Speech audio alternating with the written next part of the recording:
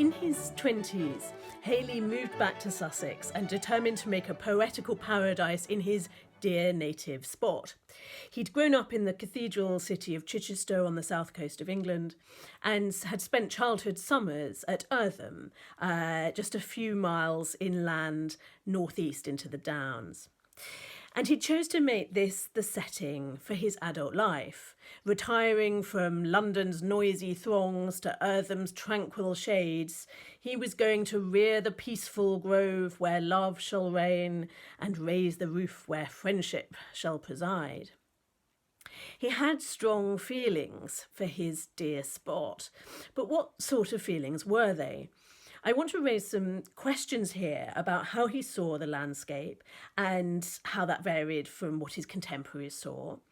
And I'll end by suggesting the importance to him of local cultural inheritance, a kind of alternative family tree or pedigree for a place, a succession of artists and writers emanating from an area and giving it a kind of sanctity.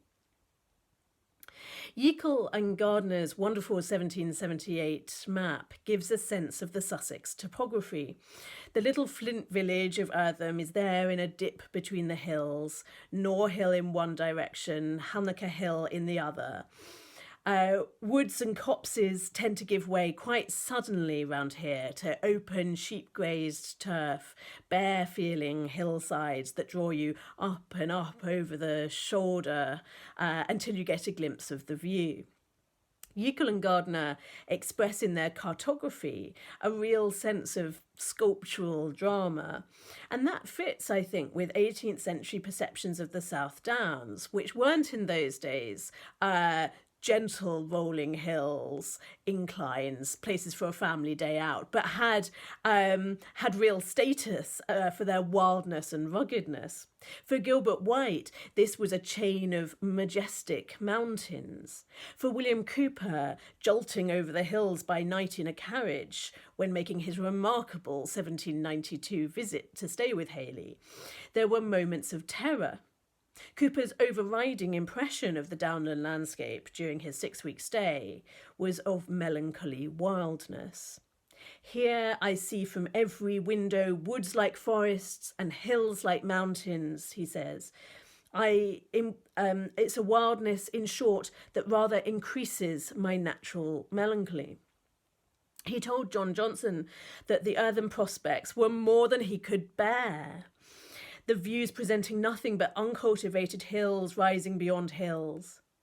And the valleys are so uninhabited, he says, that they bear no sign of life wherever you will look. Nothing but one vast and desolate country, much like that where Don Juan Fernandez uttered his mournful soliloquy.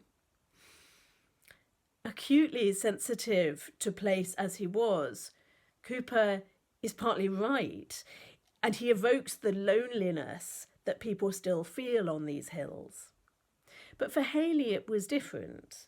He was able to fuse the characteristics of this native spot with ideas from 18th century landscape gardening and from landscape painting, and inextricably fuse them with literary landscapes of Greek Arcadia and Milton's Paradise. Milton's descriptions of Eden being hugely important, I think, in the whole scene setting of Eartham. At nearby Petworth, Capability Brown had moved tons and tons of earth and dug vast lakes in order to complement the genius loci by completely remodelling it. Hayley couldn't afford to do that, but I suspect he didn't really want to either. He made for himself a fashionable 18th century garden with all the accoutrements, grottos and shaded walks and curving prospects, but he left plenty of open, airy hill. He let the slope of the down come right to his back door. His yew walks, which are still legible in a very overgrown form today, emphasise the contours of the land rather than changing or disguising them.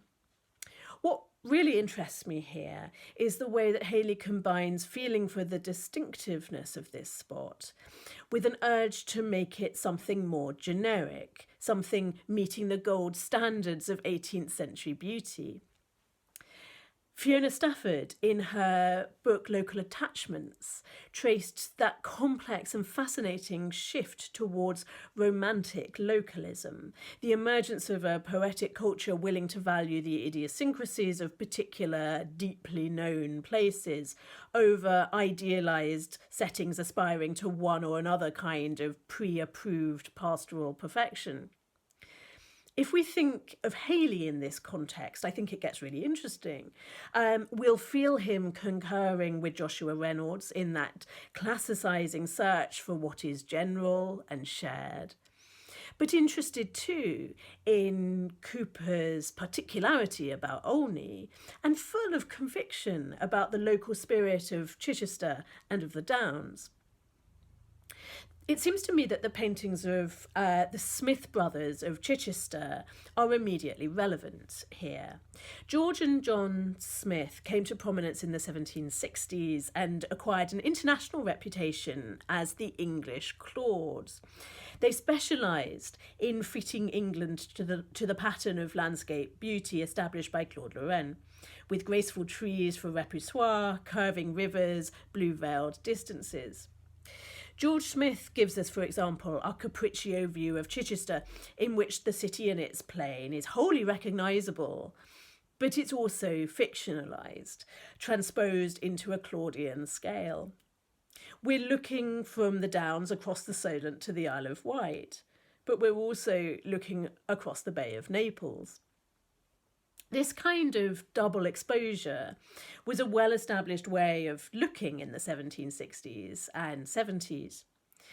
Going around England, people were often picking out certain bits that seemed congruent with Claude's or with Salvator's. It was often remarked, in fact, that the view over Chichester was an admirably Claude-like composition. And it's a version of that very scene that Hayley was framing and presenting when he built the mount in his garden at Eartham, with its sheltering bower on top from which to look out at the picturesque view.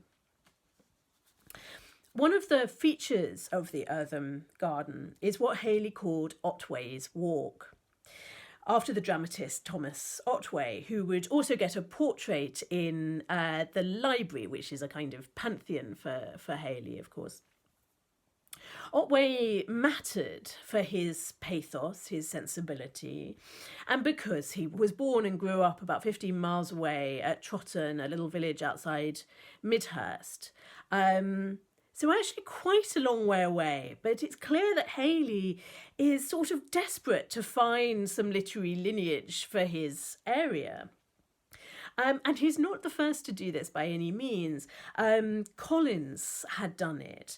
Collins had written into several of his odes backward glances to an imagined Otway playing on the banks of the River Arun. So we get in the Ode to Pity, for example, Collins saying, "But wherefore need I wander wide, to old Elysius, distant side, deserted stream and mute?" No, Collins need not look to Greece for the poetry of pity when it might be heard in more familiar places. Wild Arun too has heard thy strains, and echo midst my native plains been soothed by pity's lute. We keep getting in Collins what I think is also going on in Hayley, which is this attachment to the Sussex place and this effort to find an adequate inheritance. Collins' whole classical education, his taste, his whole cultural milieu leads him to embrace classical models, to try out Persian eclogues, to go out and beyond the vernacular of the rural riverbank and the provincial town. And so too for Hayley. But both feel legitimised by thinking of Sussex writers here before them. By invoking Otway's presence, however vague, they give their place a creative lineage. They make a bid for its importance, its validity, alongside Greece and Tivoli and Naples.